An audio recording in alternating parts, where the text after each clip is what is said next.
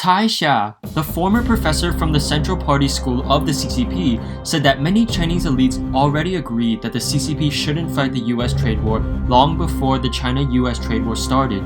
This belief stemmed from 4 reasons. First, Trump's personal advantages.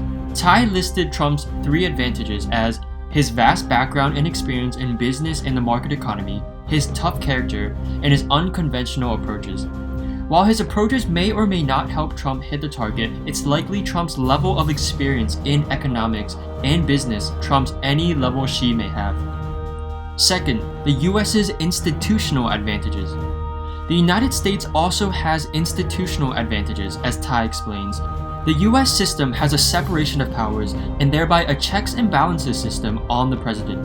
Along with pressures from media supervision, the president cannot do whatever he or she wants, and remains under such checks and balances to prevent him or her from making extreme decisions. After all, the president doesn't have the final say on everything. Third, the CCP's institutional disadvantages. Cai contrasts the US with the CCP's centralized and authoritarian system where there is no free flow of information. The real situation isn't shared with the top, and there is no democracy in decision making. As a result, it is the leader himself who judges whether a decision is good or bad, while the others don't dare to object. It's clear the CCP system has no checks and balances, and since people don't dare to challenge their leader's wrong judgments, it's inevitable mistakes are corrected only after the impact is shown. Only at this time is when the CCP is forced to change. This system's disadvantage is its lack of self-correction and restraint. Fourth, Xi Jinping's major flaws.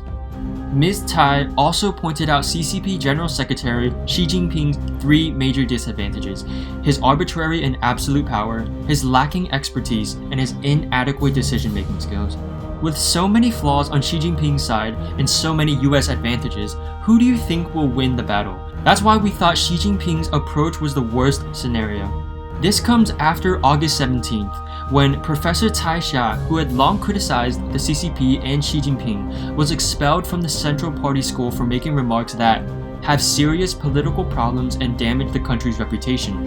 Her retirement benefits were also revoked.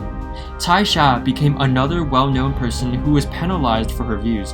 Interestingly, in her interview with Voice of America and Radio Free Asia, Cai said that she had long wanted to quit the CCP. And now, after being expelled, she says she has regained her freedom.